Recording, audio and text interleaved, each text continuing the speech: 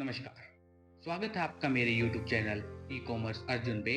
और आज मैं वीडियो बनाने जा रहा हूँ भाई जीएसटी के ऊपर। तो भाई जिसने भी जीएसटी लेनी है या फिर कोई भी बिजनेस करना है तो जीएसटी एक बहुत ही जरूरी चीज होती है। ये गुड्स एंड सर्विस टैक्स होता है जीएसटी।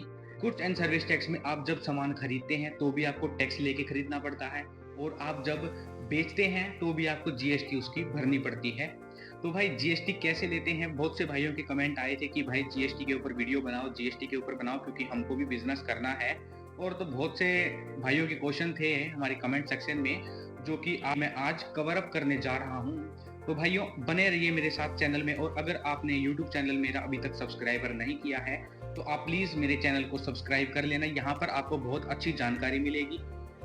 हर चीज में जो ई कॉमर्स बिजनेस मैं करता हूँ उसकी आपको हर एक बारीकियों से मैं रूबरू करवाऊंगा। तो भाई आज हम बात करते हैं जीएसटी के ऊपर। तो भाई जैसे आज हम बताने जा रहे हैं आपको कि अगर आपको जीएसटी अप्लाई करना है खुद से, तो आप खुद से भी लॉगिन जाके कर सकते हैं। ये इतना मुश्किल भी नहीं है, लेकिन इसके कुछ प्रोसेस भाई थोड़े से मुश्किल हो जाते हैं, जिस वजह से हम इसको करने से डरते हैं, ताकि हमारी काम ये लेट ना हो जाए। इसलिए हम किसी सीए की मदद लेते हैं या फिर किसी सेल्स लॉयर की मदद लेते हैं, जिसकी वजह से हमको जीएसटी बहुत जल्दी मिल जाती है भाई, क्योंकि उनका डेली रूटीन टाइप में ये होता है, हर प्रोसेस को, रूल को वो जानते हैं। तो हमें बेफिक्र होकर सीए की मदद ले लेनी चाहिए मेरे हिसाब से, तो क्योंकि मैंने खुद सीए से ही करवाया था, चार्टर्ड अकाउंटेंट से। जो कि आप जीएसटी को खुद ऑनलाइन प्लेटफॉर्म पे भी जाके gst.gov.com पे जाके आप अप्लाई कर सकते हैं, वहां से भी बहुत आसानी से कर सकते हैं अगर आप थोड़ी बहुत नॉलेज रखते हैं। तो भाई अगर आपके पास इसमें एक बात और देखने की है भाई, इसमें पैसे कितने लेते हैं। तो भाई ये हर जगह अलग अलग होता है भाई, डिस्ट्रिक्ट टू डिस्ट्रिक्ट फर्क पड़ता है। और ये मतलब सीए के ऊपर होता है, और मतलब हर जो उनका प्रोसेस होता है उसके हिसाब से वो अपने पैसे लेते हैं। जो कहीं पे 1500 लेते हैं, कोई 2000, कोई 2500, कहीं 3000, कहीं 5-6 हजार तक भी ये प्रोसेस चला जाता है भाई। तो इसमें कोई एक वो नहीं है कि भाई ये सिर्फ 1500 का ही प्रोसेस है, या ये बिल्कुल जीरो प्रोसेस है भाई, जीरो पैसे का। अगर आप खुद से करेंगे तो इसमें कोई आपका पैसा नहीं लगेगा। ये गवर्नमेंट के थ्रू आप जाके लिंक पे gov.gst.in पे जाके आप लॉगिन कर सकते हैं और अपना खुद प्रोसेस सारा कर सकते हैं। जितने भी डॉक्यूमेंट वेरिफिकेशन है वो सब मैं आपको आज बता देता हूँ, क्या क्या उसमें चाहिएंगे और क्या नहीं। और भाई सबसे पहली बात ये आती है कि भाई हमको जीएसटी लेनी क्यों पड़ती है। तो भाई जीएसटी लेनी बहुत जरूरी है। अगर हम ई कॉमर्स का बिजनेस कर रहे हैं या कोई और भी बिजनेस कर रहे हैं तो जीएसटी लेनी पड़ती है भाई इसमें।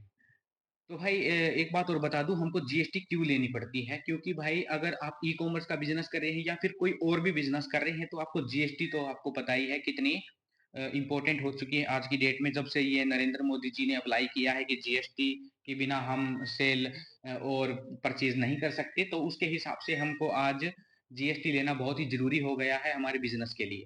और अगर आप ई कॉमर्स का बिजनेस करते हैं तो मेरी मानिए कि आपको जीएसटी पहले ही अप्लाई कर देनी चाहिए बिजनेस शुरू करने से पहले, क्योंकि ई कॉमर्स बिजनेस में एक दायरा होता है। अगर आप बिना जीएसटी के करते हैं तो मतलब आप अपनी सिर्फ डिस्ट्रिक्ट टू डिस्ट्रिक्ट कर सकते हैं। जैसे आप हिसार में रहते हैं, हिसार की हिसार में आप कर सकते हैं। और भाई अगर आप जैसे रोहतक रह रहे हैं या दिल्ली रह रहे हैं तो दिल्ली की दिल्ली में ही काम कर सकते हैं आप।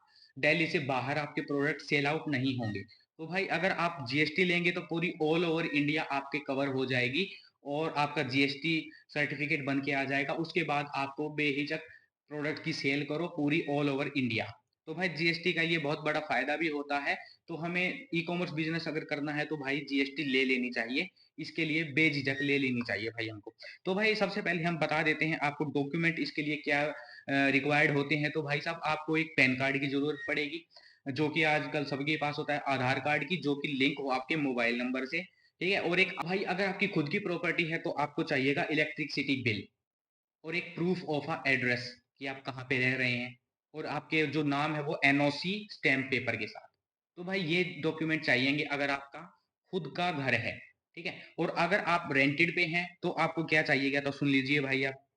तो भाई अगर आप रेंटेड हैं तो इलेक्ट्रिसिटी बिल तो दोनों में चाहिए, इलेक्ट्रिसिटी बिल तो दोनों में चाहिए, और आपको रेंट एग्रीमेंट, ये मेन मुद्दा है भाई, सुन लो। तो रेंट एग्रीमेंट आपको अपने मकान मालिक से लेना पड़ेगा कि भाई वो आपको मतलब अलाउ करे ये काम करने के लिए, कि भाई हमारे घर से वो काम कर सकता है। तो उसी के बाद आपको काम करने के लिए एलिजिबल होंगे। उसी के बाद आपकी जीएसटी अप्लाई होगी। अगर वो रेंट एग्रीमेंट पे साइन नहीं करेंगे आपके मकान मालिक, तो आप जीएसटी नहीं ले सकते। अगर आप रेंटेड हो तो आपको खुद का मकान की ही देखनी पड़ेगी। तो भाई ये थे कुछ डॉक्यूमेंट्स, और पासपोर्ट साइज फोटो तो आपको दोनों में ही चाहिए भाई। और अगर आप खुद से करना चाहते हैं तो भाई उसका भी मैं आपको बता देता हूँ कि भाई स्टेप्स फॉर जीएसटी रजिस्ट्रेशन, तो आप खुद से कैसे करेंगे तो वो भी आप सुन लीजिए।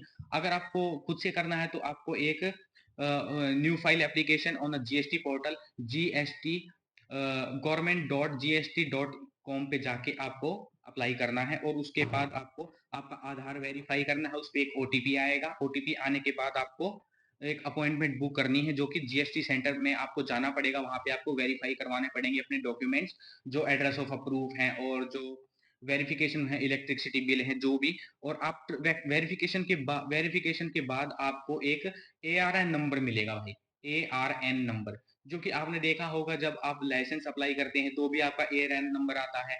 या फिर आप कोई भी स्पीड पोस्ट का काम करते हैं, जैसे कि आप पासपोर्ट अप्लाई करते हैं, तो भी आपका ARN नंबर आपकी जीमेल आईडी पे आता है। तो उसी तरह से ARN नंबर इसका भी आएगा भाई, जीएसटी का भी।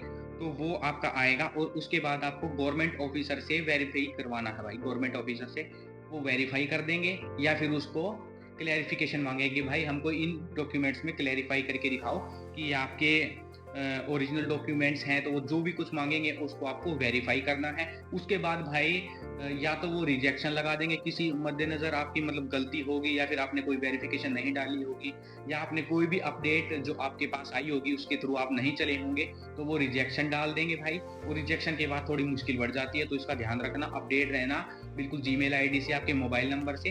और भाई उसके बाद अगर आपका काम सही है, सारा ओरिजिनल आपके डॉक्यूमेंट्स हैं, तो उसके बाद गवर्नमेंट ऑफिसर वेरीफाई करेंगे और आपको एक नोटिफिकेशन भेजेंगे। और उस नोटिफिकेशन के बाद अगर आपका जीएसटी नंबर सर्टिफिकेट या तो बन जाएगा या फिर रिजेक्ट हो जाएगा। अगर आपने किसी डॉक्यूमेंट की कमी रखी होगी तो वो रिजेक्ट हो जाएगा भाई। और अगर आपने सभी डॉक्यूमेंट्स वेरीफाई करवा दिए होंगे गवर्नमेंट ऑफिसर जो जीएसटी के होते हैं उनको, तो आपका जीएसटी सर्टिफिकेट बन के आपकी जीमेल आईडी पर आ जाएगा। तो आप उसको निकलवा कर अपने ऑफिस या कहीं पर भी लगा सकते हैं और आप अपना काम शुरू कर सकते हैं। और भी जो हमारी वीडियो में कोई छूट गई हो बातें जो जीएसटी के ऊपर हो, आपका और भी कोई क्वेश्चन रह गया हो, तो आप हमें कमेंट सेक्शन में बताएं। तो हम अगली वीडियो में या फिर उसको कोई नेक्स्ट वीडियो में आपको जरूर उसका जवाब देंगे और कमेंट सेक्शन में भी आपकी बातों का जवाब देंगे। तो भाई अगर आपने चैनल को सब्सक्राइब नहीं किया है तो चैनल को सब्सक्राइब कर दो और बेल आइकन को भी दबा दो। और जो भी ये ई कॉमर्स का बिजनेस कर रहा है उसको ये वीडियो शेयर कर दो, उसके लिए ये बहुत हेल्पफुल होने वाली है भाई। सभी भाइयों को राम राम। और भाई बिजनेस करो, बिजनेस करोगे तो ही आगे बढ़ोगे भाई। नौकरी में कुछ नहीं है, बिजनेस करो। तो बिजनेस आपका छोटा हो या बड़ा हो, बिजनेस बिजनेस होता है। थोड़े दिन के बाद आप इम्प्रूवमेंट देखोगे बिजनेस के अंदर, जो कि आप 1-2 साल आप बिजनेस को दे दोगे तो आप भूल जाओगे नौकरी को भी। तो भाई ये चीजें होती हैं। तो भाई राम राम।